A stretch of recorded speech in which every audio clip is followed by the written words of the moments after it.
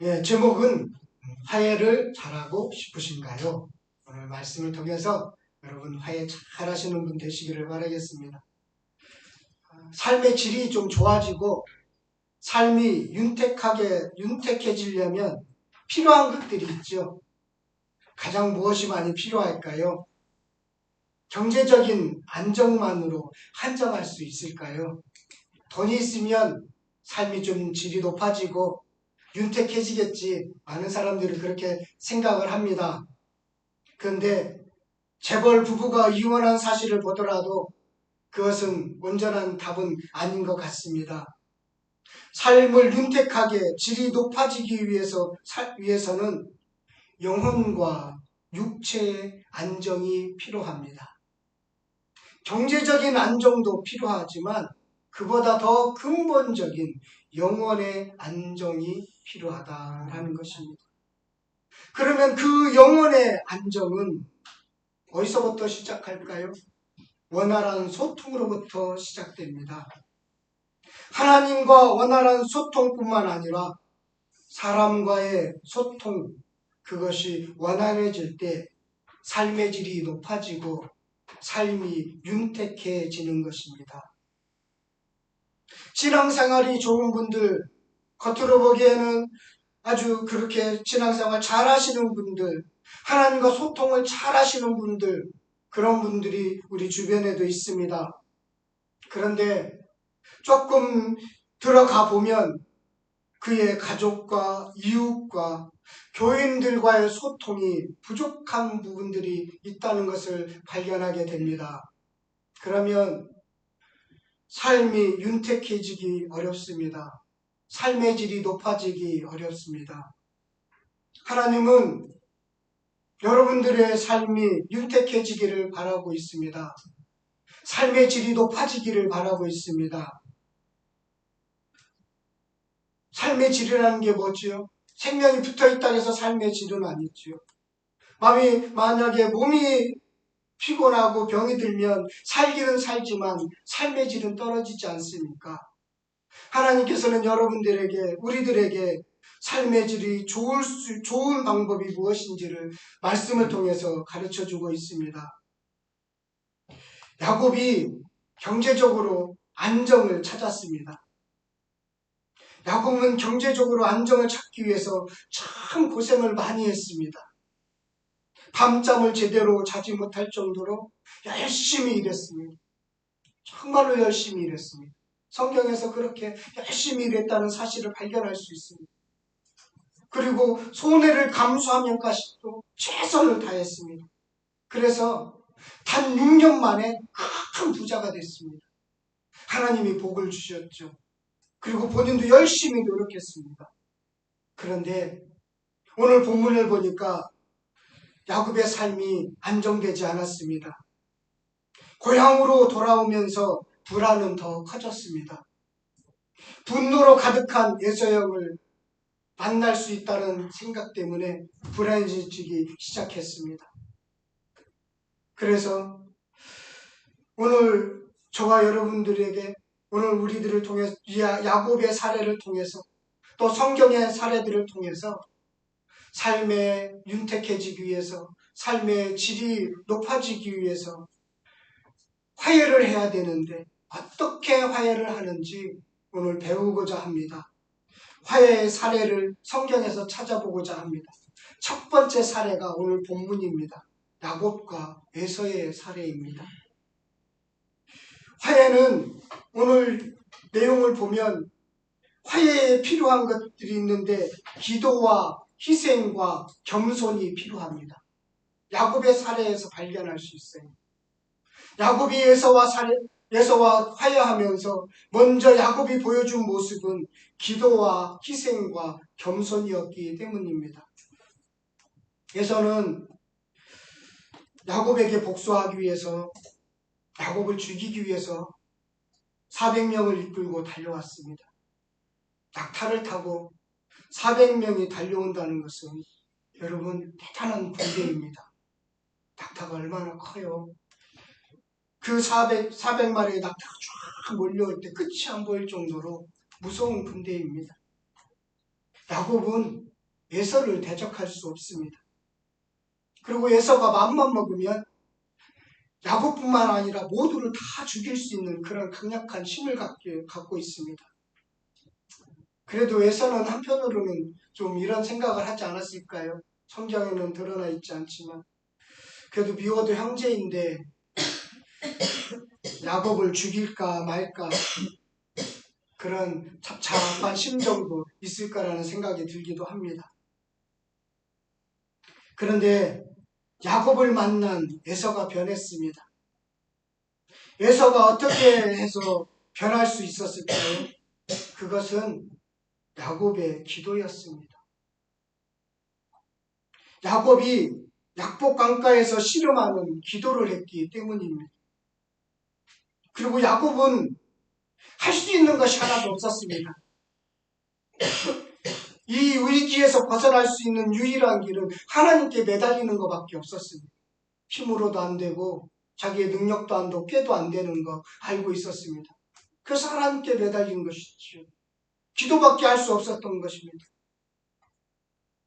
그래서 야곱의 환도뼈를 쳤는데도 불구하고 야곱은 놓지 않습니다. 확신을 줄 때까지 나는 떠날 수 없습니다. 놓지 않습니다. 이 씨름하는 기도 속에 에서의 마음을 바꾸는 것까지 포함되어 있다는 것입니다. 에서가 오면서 마음이 변화된 것은 우연히 일어난 일이 아닙니다. 하나님이 야곱의 기도를 듣고 응답한 결과로 에서가 변한 것입니다. 야곱은 기도로 하나님을 이겼어요. 하나님이 져주신 거죠. 그래서 하나님이 야곱을 이스라엘이라는 이름으로 다시 바꾸어줍니다. 네가 나를 이겼다. 그렇게 이름을 주신 거예요. 그래서 그런지 오늘 4절의 말씀을 보면 에서가 달려와서 그를 맞이하여 안고 목을 어루맞추며 그와 입맞추고 서로 우니라. 서로 우니라. 이것은 기도의 응답입니다. 그리고요, 야곱과 에서의 이 화해의 장면은 참 멋진데요. 기도뿐만 아니라 야곱은요, 적당한 예물을 갖추었습니다. 준비했습니다. 그래서 예물을 받지 않겠다는 에서를 강권하여서 받으라고 하는 11절의 말씀을 보세요. 하나님이 내게 은혜를 베푸셨고 내 소유도 조카오니 청하건대 내가 형님께 드리는 예물을 받으소서 하고 그에게 강권함에 받으니라.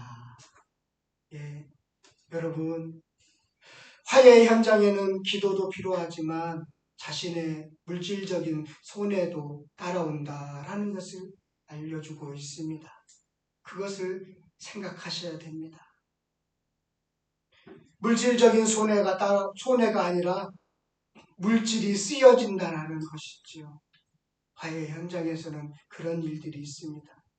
그리고 하나 더 있어요. 오늘 본문을 보면 야곱은 에서를 주로 아주 높여드리고 있습니다.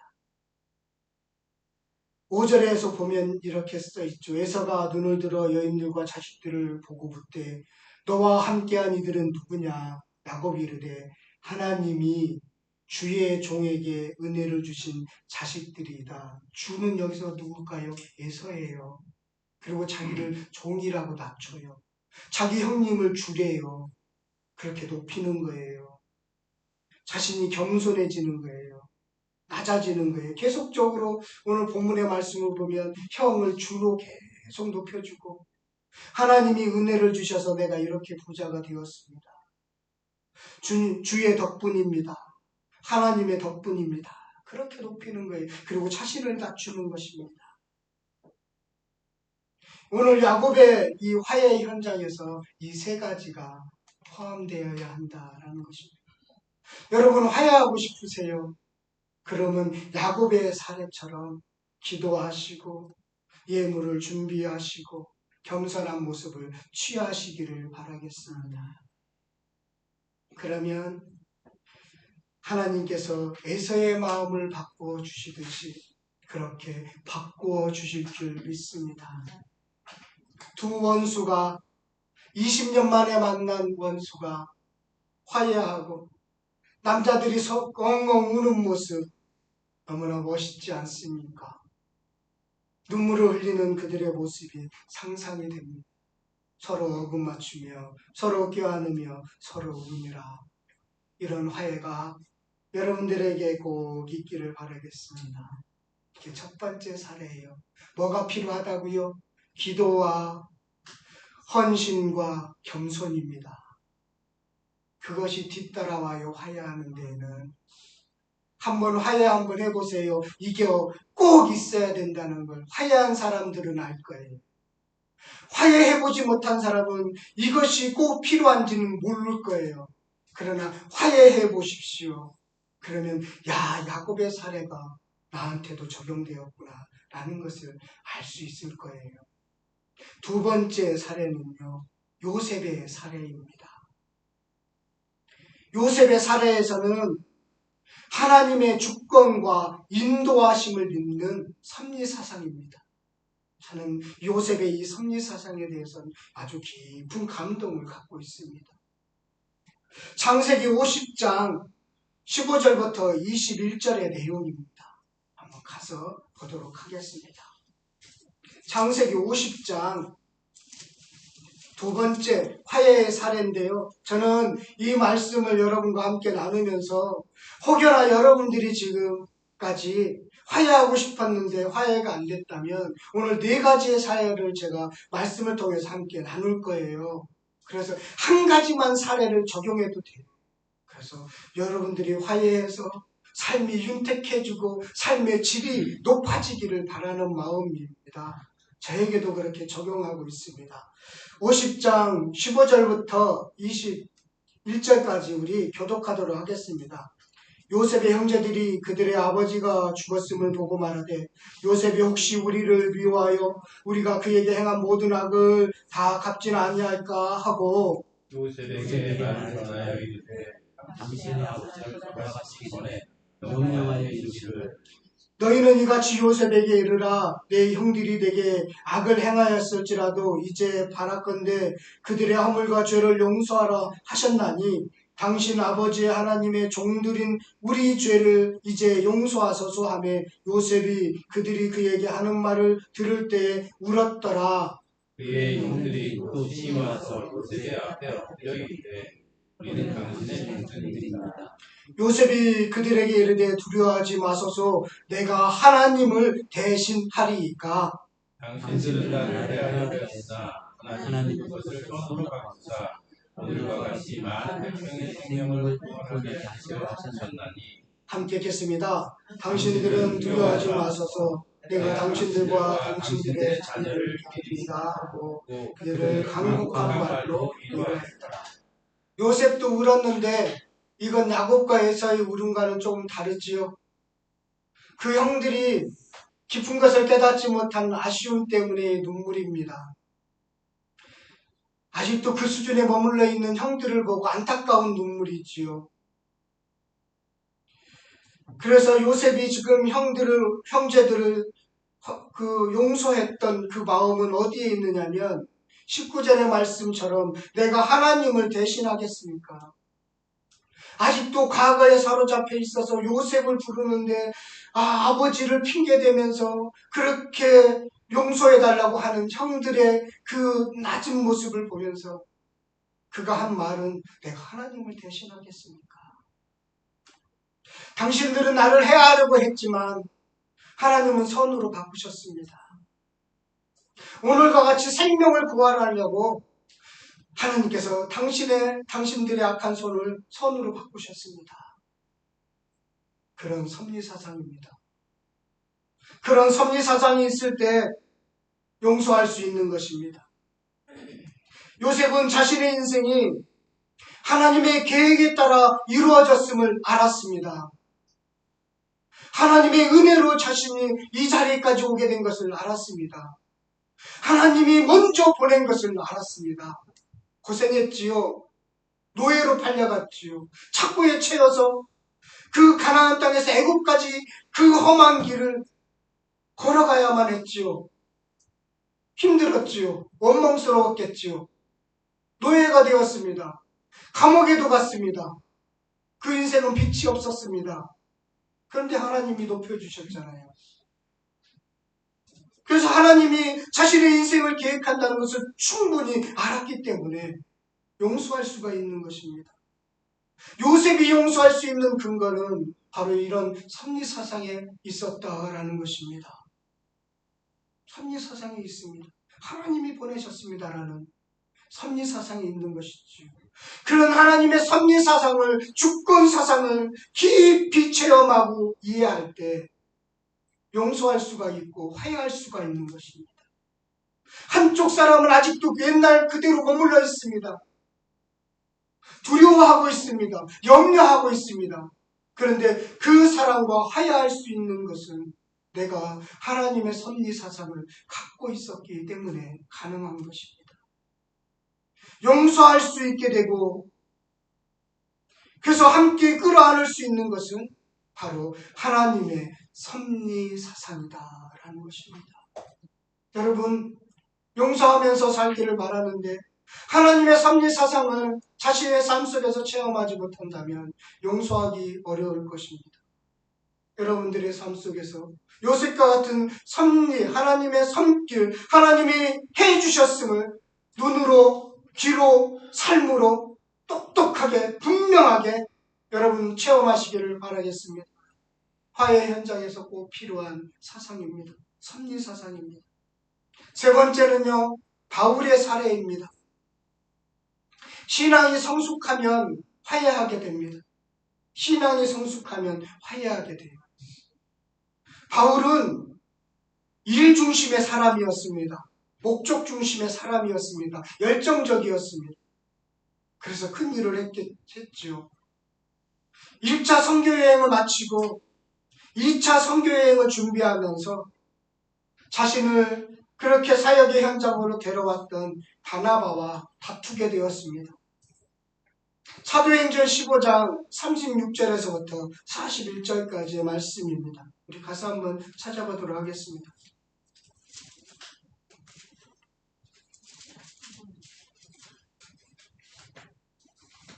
사도행전 15장 36절에서부터 41절까지. 사도행전은 신약성경 214쪽에 있습니다.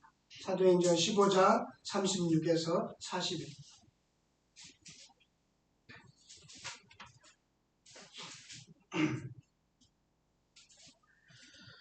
교독하도록 하겠습니다.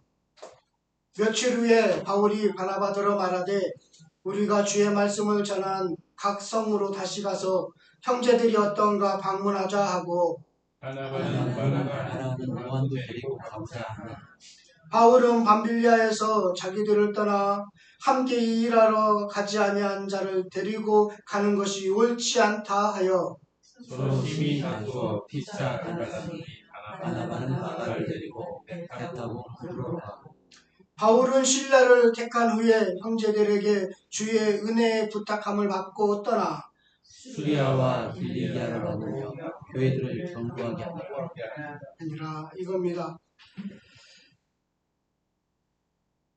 바나바가 1차 선교여행을 이제 마치고 나서 그 1차 선교여행 중에 고향으로 돌아간 마가를 데리고 가자고 그렇게 2차 선교여행 때도 데리고 가자고 주장했습니다. 지난번에는 이 마가가 비록 어려움을 참지 못해서 고향으로 돌아갔지만 다시 한번 기회를 주는 것이 마땅하지 않겠습니까? 기회를 주십시다. 그렇게 바울에게 부탁한 거죠.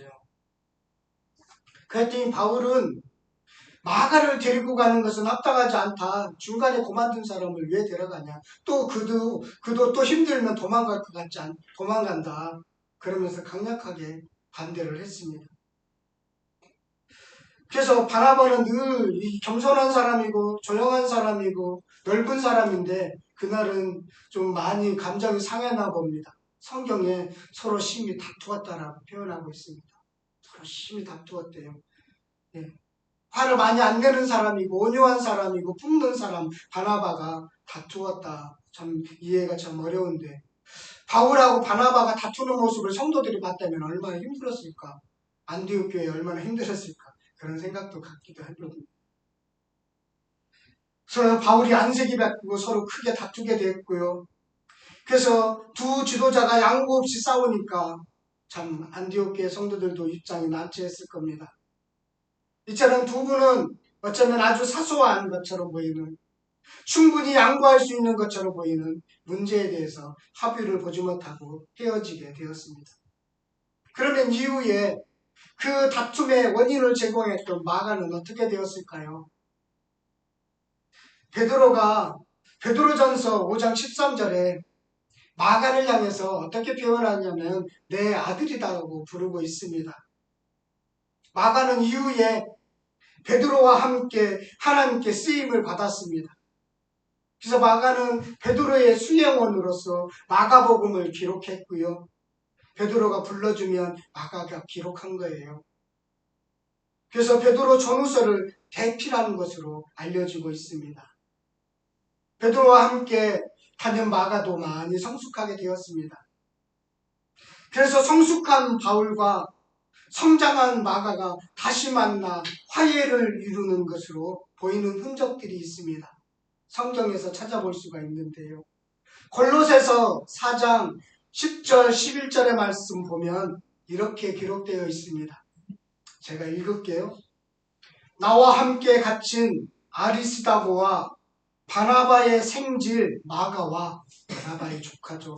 마가와 이 마가에 대하여 너희가 명을 받았음에 그가 이르거든 영접하라.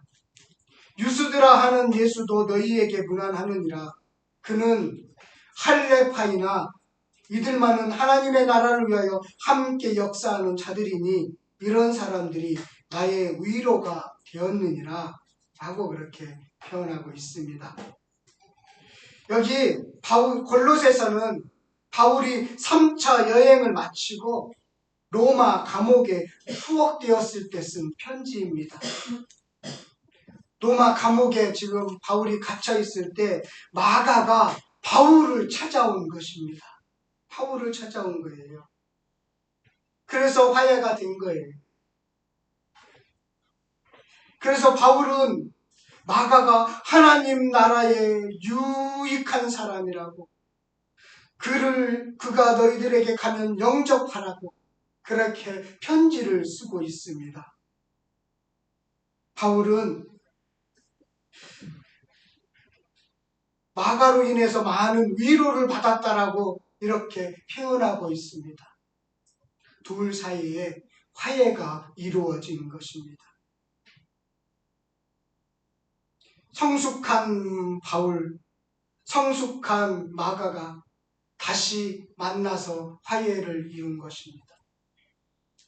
그리고 이후에 둘 사이에는 신뢰가 쌓였던 것으로 보입니다. 디모데후서 4장 11절에 보면 이렇게 기록되어 있어요. 누가만 나와 함께 있느니라. 내가 올 때에 마가를 데리고 오라. 그가 나의 일에 유익하니라. 이때는요.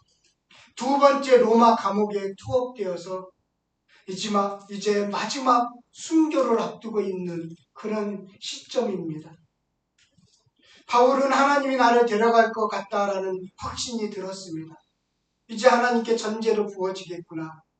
하나님이 나를 데려가시는구나. 그것을 직감하고 있습니다. 그때 바울은 마가가 보고 싶었습니다. 화해한 그 때문에 옛날에는 그 마가로 인해서 서로 다퉈서 바나바하고 헤어지는 그런 고통도 있었지만 서로 성숙하면서 화해되면서 이제 마지막 때는 보고 싶은 아들처럼 여겨지게 되었다라는 것입니다. 신앙적으로 성숙했다는 것은 화해하는 사람이 되었다는 것입니다. 바울과 마가를 보더라도 우리는 분명히 알 수 있습니다. 여러분 화해하고 싶으십니까? 그러면 신앙이 성숙하시기를 바라겠습니다. 그러면 그 마음속에 불타는 마음을 주셔서 화해할 수 있는 사람, 넉넉한 사람으로 빚어지기 때문입니다. 그러면 화해할 수 있는 거예요.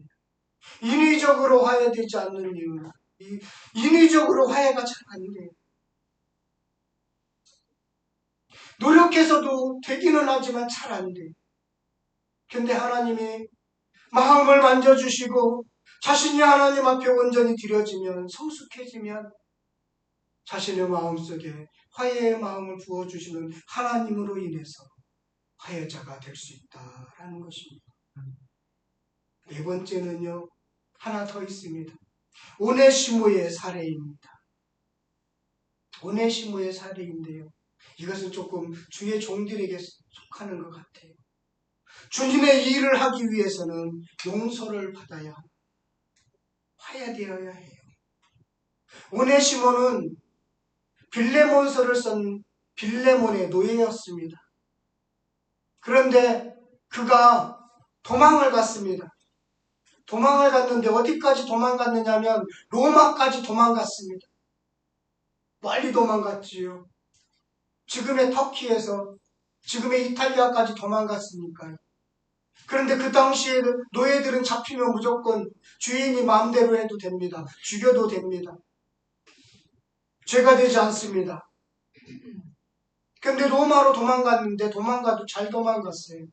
로마에서 바울을 만나게 되었습니다. 그래서 바울을 만나서 예수님을 만나게 된 것입니다. 그제는 오네시모가 무익한 사람이었는데 이제는 유익한 사람이 되었습니다. 그래서 바울은 이 오네시모를 하나님의 일꾼으로 쓰고 싶었습니다. 그런데 먼저 해야 되는 일이 있었던 것이지요. 오네시모가 빌레몬에게 가서 용서를 받아야 하는 일이 필요했던 것입니다. 둘 사이에 앙금이 있는데 그게 화해되지 않으면 주님의 일꾼으로 쓰임받기 곤란했던 것이지요. 그래서 그런지 바울은 이미 빌레몬에게 복음을 전해서 빌레몬도 알고 있습니다. 그래서 빌레몬에게 편지를 쓰면서 오네시모를 용서해라. 그리고 만약에 돈이 들어간다면 바울의 우리 예서와 야곱의 사례처럼 돈이 필요하다면 내가 다 살해할게. 근데 그 편지를 빌레몬서를 읽어보면 바울의 그 재치가 이렇게 느껴지는데요. 내가 다 갚을게. 근데 너도 나에게 복음에 비치지 않았니? 이렇게 슬쩍 하는 바울의 유머도 있습니다. 꼭 저의 유머를 닮은 것 같아요. 그래서 바울이 빌레몬에게 오네시모를 용서해달라고 그렇게 빌레몬서를 썼고 그렇게 해서 용서가 되었고 이후에 오네시모는 하나님의 일꾼으로 쓰임받은 줄 믿습니다. 이렇게 제가 성경을 볼 때 화해의 장면들이 있는 말씀이 어디 있는가 아주 묵상하는 중에 네 곳을 찾아냈습니다. 야곱의 사례, 요셉의 사례, 바울의 사례, 오네시모의 사례. 성경이 가르치는 화해의 원리가 여기에 담겨져 있습니다. 다 사용할 필요 없습니다. 한 가지 사례만 여러분들에게 적용하시면 됩니다. 한 가지 사례만 적용하시면 되는데 다 연결되어 있습니다. 사실은 다 연결되어 있습니다. 그래서 화해하는 사람들이 되시기를 바라겠습니다. 화해의 대상은 가까운 사람입니다. 가까운 사람은 용서하지 못하면서 멀리 있는 사람은 잘 용서하지요. 왜냐하면 가깝기 때문에 가깝기에 원수가 되는 것입니다. 그래서 화해가 어렵습니다. 가까운 사람이어서. 양쪽 다 화해할 마음이 있으면 좀 더 편하겠지요. 근데 나는 화해할 마음이 있는데 상대방이 그런 마음이 없다면 참 힘들 것입니다. 그때는 야곱의 사례를 적용하시기를 바라겠습니다. 먼저 기도하십시오. 그리고 하나님의 섭리를 경험하시고 신앙적으로 성숙하여서 그래서 나부터 성숙하고 나부터 하나님의 섭리를 생각하고 나부터 용서를 받을 때 여러분들은 화해할 수 있는 사람이 될 줄 믿습니다. 그러면요 삶이 윤택해지는 것입니다. 삶의 질이 달라지는 것입니다. 그런 은혜가 저와 여러분들에게 가득하기를 간절히 축원드리겠습니다.